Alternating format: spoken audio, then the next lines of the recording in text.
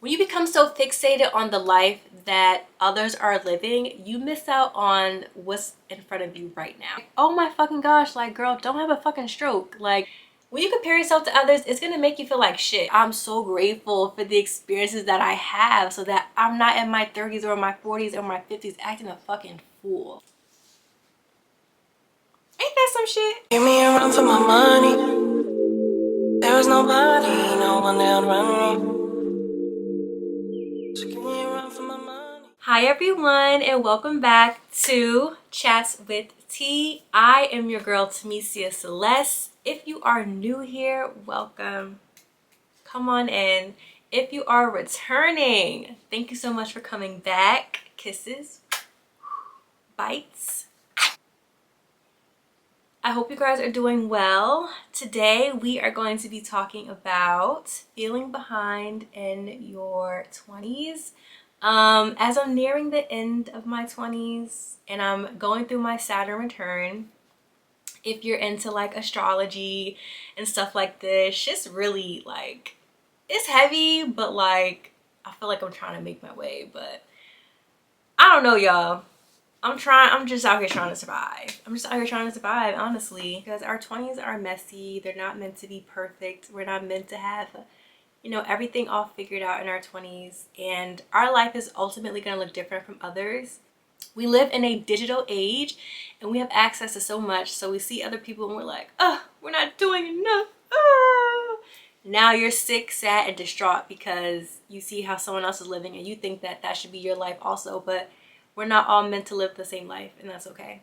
Without further ado, let's chat. First, I do want to like acknowledge that there is pressure in our 20s to have it all figured out, to have the house, to have the marriage, to have the kids, right? To have this dream perfect career. And you know, there is pressure, not just from us, like us putting pressure on ourselves, but also outside influences, societal pressures is what I'm trying to say.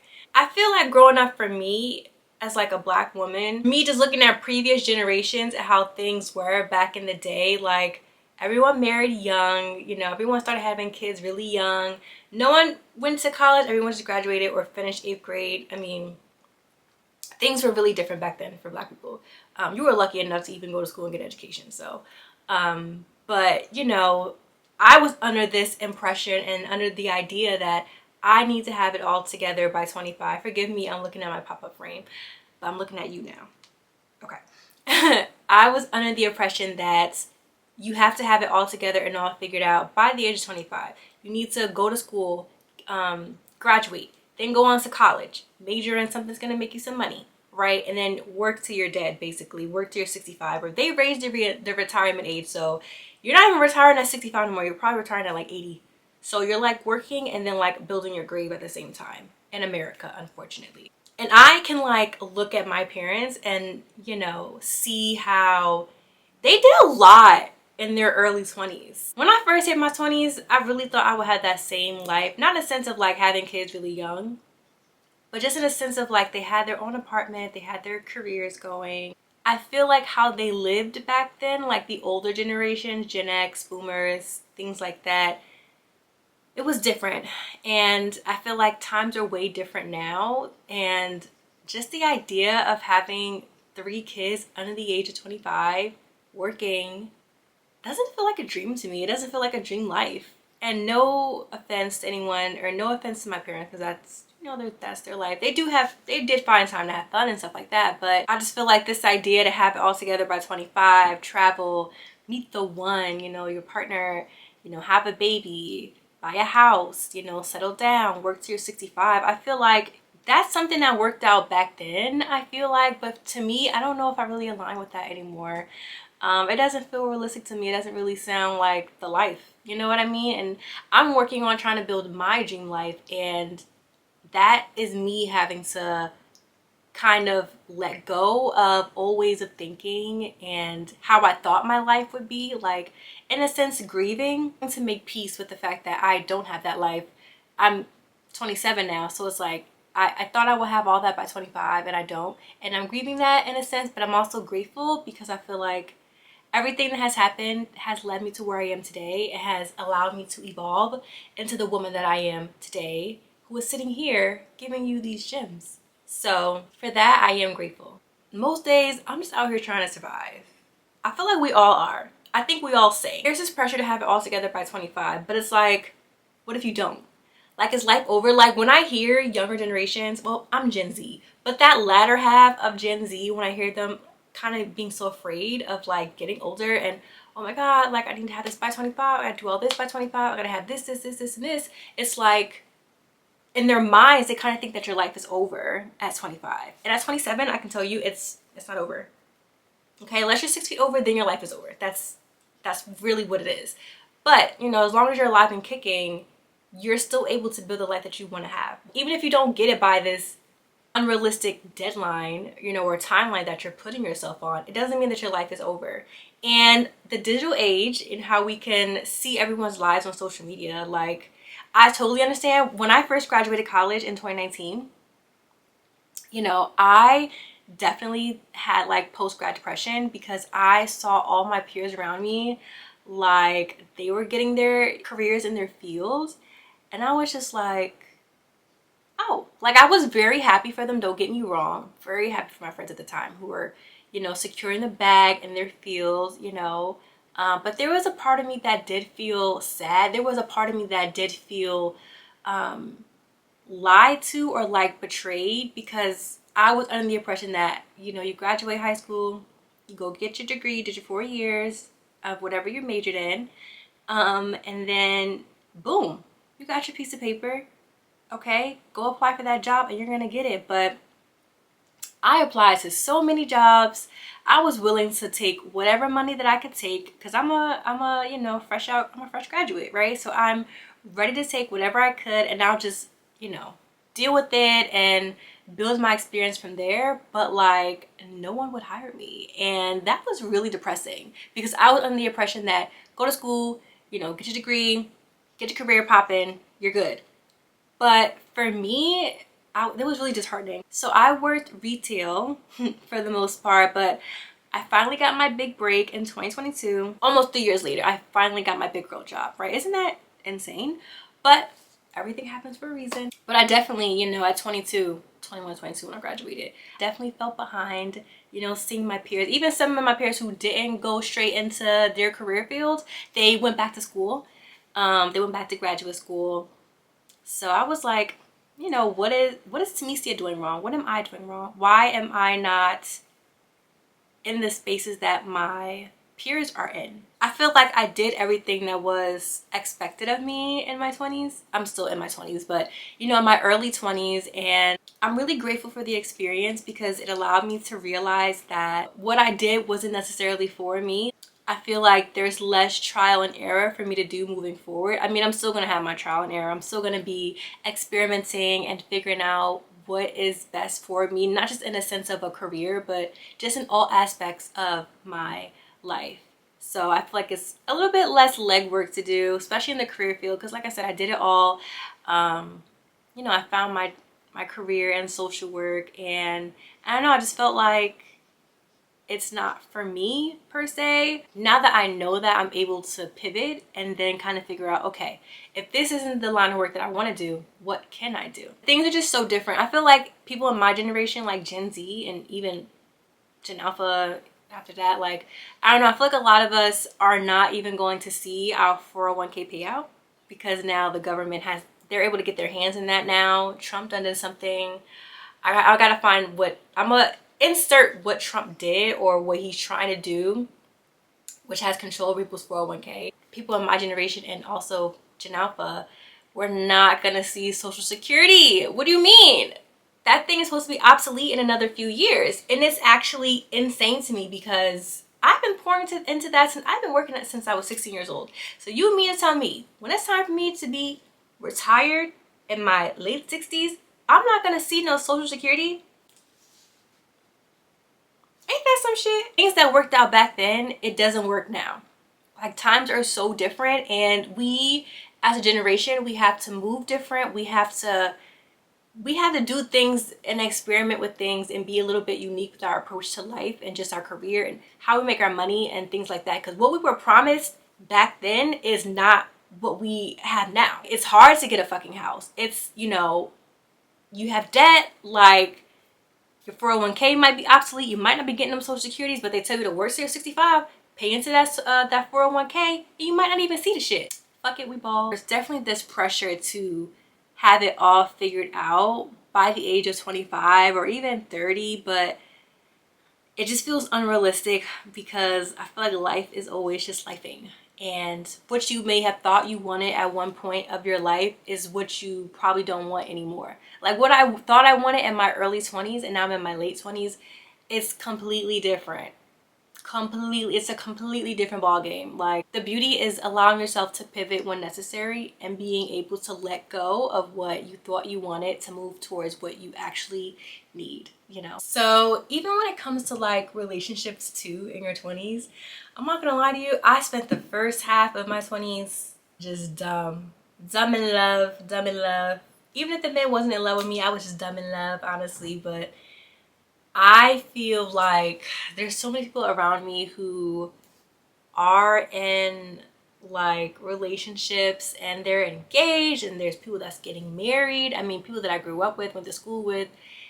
And I don't know, there was a part of me that's like, what am I doing wrong? Like, why is it that I don't have this engagement? Or, you know, why don't I have the marriage? Or, you know, why don't I have the boyfriend who treats me like the queen that I am? You know, it's not in a sense of like jealousy or envy. It's just coming from a place of like, what am I doing wrong? You know, like from experiencing, you know, situationships and half-assed love in the past, it makes me really grateful for those experiences.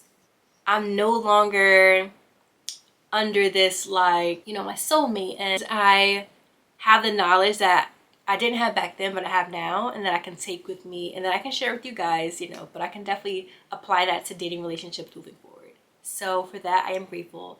There were times where I could have settled for crumbs and I chose not to, and I'm really grateful for that, because it's just like, I know what I want, I know what I deserve. I feel like when it comes to love, you should never settle. You should never settle for less than what it is that you know you deserve or what it is that you want. Like, you compromise so much when you settle, and I've said this before, but settling is the biggest form of self-betrayal, because you're telling yourself, I don't deserve better. You're telling yourself, you can just take this and just shut up and be happy, like a here damn, basically, you know. And even when I'm watching TikToks and, you know, women are talking about their partners, and I'm just like, oh my god, like you literally sound like you're in hell. You know, like the women who complain about their husbands and their boyfriends. I'm just like, oh my god. Oh my god. Like, I'm baffled sometimes that this is what people are like settling for. Like, I've had my share of settling in my early 20s. I promise you. You know what I mean? I mean, I snapped out of it obviously because I'm here and we ain't settling no more, and that's on period. And these are older women I'm talking about. So it's just like, I'm just so grateful. And no shade to older women that are dumb as fucking love. Like, I don't mean nothing by it, for real. But it's just like, I'm so grateful for the experiences that I have, so that I'm not in my 30s or my 40s or my 50s acting a fucking fool. Like, I'm so grateful that I had this newfound sense of understanding of what I deserve. My self-love is up. My self-worth is up. My self-confidence is up. Like, I am so grateful that I am not in a space where I feel like I have to settle, or where I'm in a space where I feel like, you know, well, it's not gonna get any better than this, let me just take what they're giving me. Like, I'm so grateful, and I want to tell you right now, if you're in your 20s, like, get the young and dumb love shit out the way, so that when you get into your other, you know, stages of life, you're not being dumb. Like, for real. So I feel like when it comes to you comparing yourself to people on social media, yeah, those relationships are cute or whatever, but I feel like I don't want a relationship that looks like anyone else's. When I see people, I don't see in my mind like, I want that relationship. Like, I just don't want a relationship that's like anyone else's. It's not genuine. I want the relationship and I want the love that is curated and divinely prepared for me. Like, whatever God is cooking up in the sky, preparing my partner, like, that is what I want. Putting couples on this like pedestal and saying, oh, couple goals, like, it's just not realistic because you don't know what's going on behind closed doors. So when you're praying to have something like someone else's, like, you just don't never know. When it comes to social media and you're seeing people on social media, it's when I say comparison is the thief of joy, they were not lying. Like, I don't know who came up with that quote, but they ate with that one. Okay, like, for real. When you compare yourself to others, it's gonna make you feel like shit. You're gonna be like, ugh, why I don't got that life like that? Why I'm not living like them? Like, you'll see people, your peers or whatever, or even strangers, and you're just like, you know, they're living their life, and you find yourself trying to like compare yourself, and you find yourself trying to like figure out, well, how did they crack the code? Or how can I mimic their perfect life and their perfect lifestyle? And realistically, no one's living a perfect life or a perfect lifestyle. I can tell you that right now. When you become so fixated on the life that others are living, you miss out on what's in front of you right now. We feel like we need to be like others, or we have to emulate what others are doing in order for us to be happy. Like, we have to have it down to a T in order to experience happiness. And I'm gonna be so honest with you, you don't. You don't need to live a life like someone else's just to be happy. You don't need to have what someone else has just to be happy. There is no guarantee that you having the lifestyle that someone else is living is gonna bring you happiness. Like, for me personally, I thought having the 9 to 5 and work until I die, you know, the husband, the 5 kids in the big house, I was like, that's gonna make me so happy. And in this very moment, I don't have those things, but I'm still happy. I'm still thriving here in life. I'm still going and I'm still kicking. Everyone's timeline is different. Like, you might see Alicia on Instagram and she looks like she's having a picture perfect life. Behind closed doors, she might be dealing with anxiety or depression or imposter syndrome, and we just don't know what people are dealing with behind closed doors. And it's irresponsible of us to assume that if we have the lifestyle of the next person, then that'll mean we made it in life or that it brought us happiness. You know, it's okay to not feel perfect. It's okay to feel like you don't have a perfect life. No one's life is perfect. Everyone is dealing with things. Everyone, especially in this day and age, is just trying to get by. Everyone's just trying to fucking survive. Like, you don't have to feel like you have to be perfect or that your life has to be perfect. It's not realistic. So you can take that pressure that you're feeling off. Throw it off. Throw it off. All right? Start normalizing the messiness. Like I said, your 20s are messy. There's a lot of trial and error. There's a lot of experimentation, and not just when it comes to your career field, but just with your looks, your relationships, and not just romantic relationships, but even relationships you have with your friends, your family. Like, there is so much experimenting and exploring that we have to do. You know, I'm just allowing myself to be messy. I'm allowing myself to experiment and to try these things and to figure out what's going to be a great fit for me moving forward. Like, do this now so that when you get further in your life, you know, you're like, hey, I already did that in my 20s. I don't want to do it anymore because I already know what's good for me and what's not. When you feel like you have to have it all figured out, you're going to be stressed the fuck out. And it's just like, oh my fucking gosh, like, girl, don't have a fucking stroke. Like, your 20s, like, don't be stressing yourself out in your 20s. Like, bitch, have fun. I feel like the real adult stage is like your 30s. Your 20s, you're just getting your feet wet. You're just getting started with life, for real. Like, this makes me look like I'm naked. Let me sit up. I don't want YouTube to flag me. Your 20s are a transition. It's not a final destination. Like, your life isn't over if you don't accomplish everything that you wanted to in your 20s. I feel like timelines are just invisible. I think that the only timeline we need to live by is ours. There is no universal blueprint. There is no life guidebook that says you need to have this by this, this, and this, and this. People peak and figure things out at crazy different times. Like, some people might get married at 22. Others might have their first love at the age of 35. And I feel like both are valid. Like, there's no right or wrong way of doing this life shit. I can't imagine my life any other way. And I'm just allowing myself to trust the process, trust myself, have faith, and so also just allow myself to pivot whenever. I think you pay more later, you know, when you don't let go of something that just isn't meant for you. I think it's important that you highlight your small wins and your internal growth. because just as a reminder, growth isn't always visible. Who I was a year ago is not who I am today. July 2024 Tamesia is different from July 2025 Tamesia. Who I was even 5 years ago, even 7 years ago, like vastly different. Had I not gone through a period of healing, had I not gone through a period of learning and a period of self-discovery, like, I promise you, all of that matters. And I think that that's what we should be focusing on. I quit my 9 to 5 that I thought I would have forever. I had to cut off friends that I thought I'd be friends with forever. I started a podcast. I never thought I would do anything like that. I'm doing video content and I never thought I'd be sitting in front of a camera sharing advice and dropping gems and offering support in a safe space. Like, never thought I'd be doing that on camera. All of this contributes to the journey and your evolution in this lifetime. So I know for a fact that you are growing and evolving. I know for a fact that you are healing. You're healing from things you probably have not even said a word to someone else about. Like, I'm sure you're dealing with things within you that you are healing and growing and evolving from. And I'm proud of you.